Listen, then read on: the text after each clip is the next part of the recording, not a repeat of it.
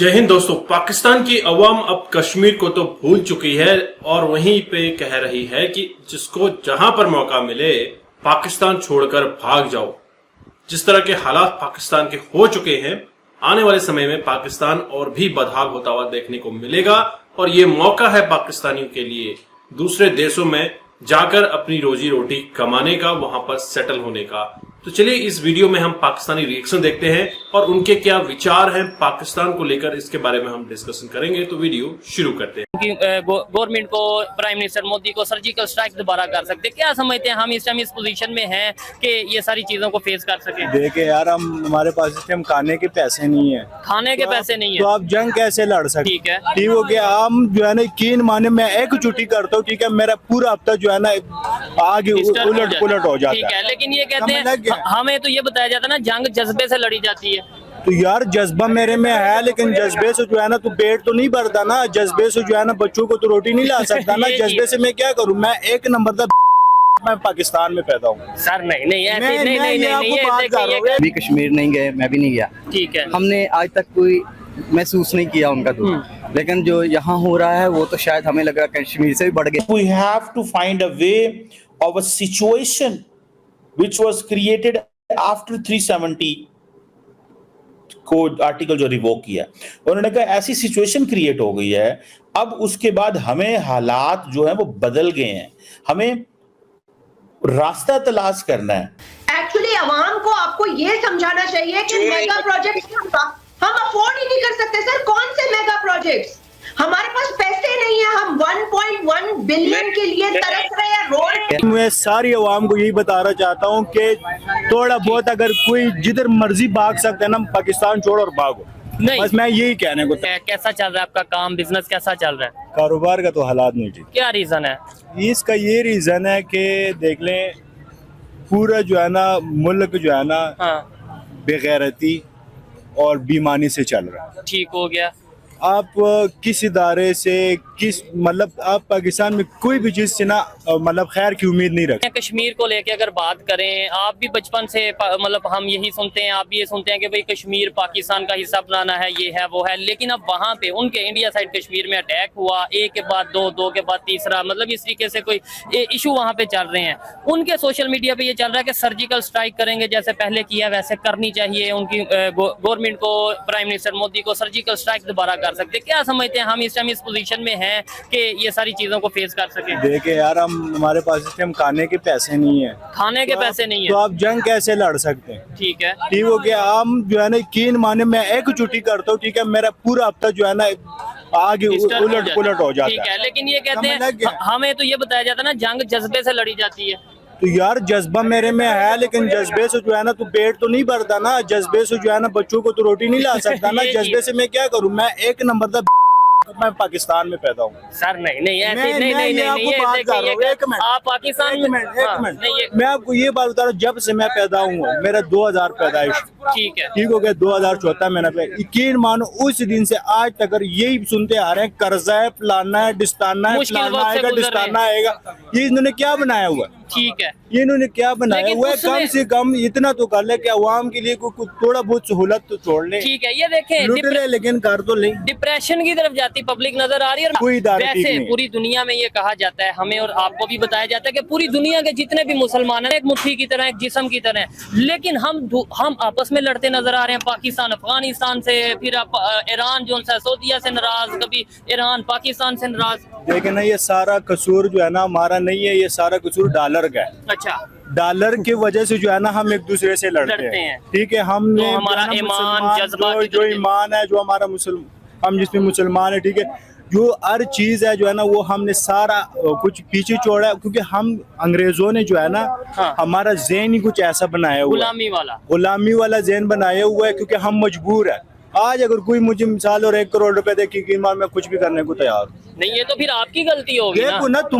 मैं मजबूर हुआ हूँ ना, आप ये भी तो देख लेना। मुझे किसने मजबूर किया हुआ? ठीक हो गया। आने वाले किसने मजबूर किया वो देखे, आप ये ना देखे कि मैं गलत काम कर रहा हूँ। मुझे ये देखे ना, एक नशा परोश होता है, ठीक है, एक नशई होता है। कौन ज्यादा गुनाहगार?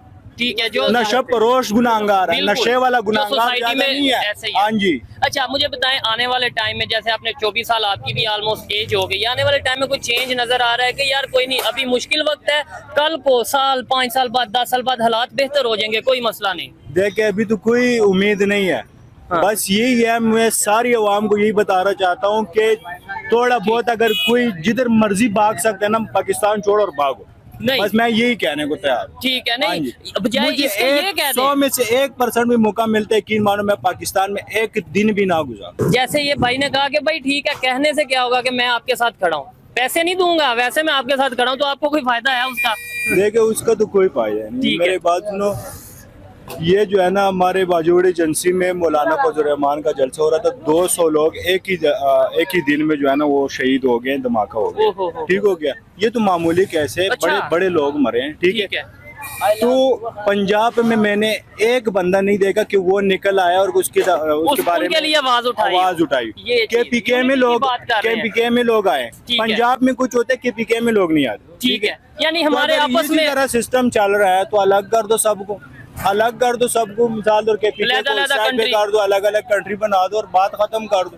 ठीक समझ हो लग गया। गया। इंडिया के वाले उन्होंने बड़ी खूबसूरत बात की, जिसको मैं समझता हूं कि ये जो हमारी खारजा पॉलिसी है, इसका जो सरकारी सतह पे खारजा पॉलिसी है वो और है, और जो प्राइवेट सतह पे खारजा पॉलिसी है वो और है। मुझे तो कोई समझ नहीं आई। खारजा पॉलिसी पे उन्होंने ये कहा कि we have to find a way of a situation which was created after 370 को आर्टिकल जो रिवोक किया, उन्होंने कहा ऐसी सिचुएशन क्रिएट हो गई है, अब उसके बाद हमें हालात जो है वो बदल गए हैं, हमें रास्ता तलाश करना है। जबकि फॉरेन ऑफिस ये प्री कंडीशन लगाता है, या हमारे जो वज़राए आज़म हैं या पिछले वज़ीर आज़म थे, वो प्री कंडीशन लगाते थे और कहते थे कि हम तो पहले 370-35 ए को रिस्टोर करें, फिर आपसे बात करें। कश्मीर के ऊपर OIC जो है वो कॉन्फ्रेंस नहीं बुला सकते। तो दोस्तों, आपने ये वीडियो देखी और आपको आइडिया लग गया होगा कि पाकिस्तान की अवाम कितना त्रस्त हो चुकी है। दरअसल पाकिस्तान का जो बेड़ा गर्क किया है, ये वहां के सियासतदानों ने ही किया हुआ है। ब्यूरोक्रेट्स ने जिस तरह से उधम मचा रखी है, लोगों से जिस तरह से लूट मचा रखी है, ये पाकिस्तान को लूट कर रहेंगे। दुनिया में पाकिस्तान का नाम रोशन हो ही रहा है, क्योंकि पाकिस्तान के नुमाइंदे जहां पर भी जाते हैं अपनी एक अलग ही छाप छोड़ देते हैं। दोस्तों, आए दिन आपको इंसिडेंट देखने को मिलते हैं कि पाकिस्तानियों ने ये किया, पाकिस्तानी यहां पकड़े गए, पाकिस्तानी भिखारी को सऊदी ने निकाल दिया, UAE में इतने भिखारी पकड़े गए। और जहां पर भी वजीर आजम जाते हैं तो दुनिया के जो रिप्रेजेंटेटिव आए रहते हैं वो खिसक जाते हैं कि भैया ये कटोरा लेकर आया है, कहीं हमसे भीख ना मांग ले, और भीख मांग लिया तो शर्मा शर्मी कुछ न कुछ देना पड़ेगा।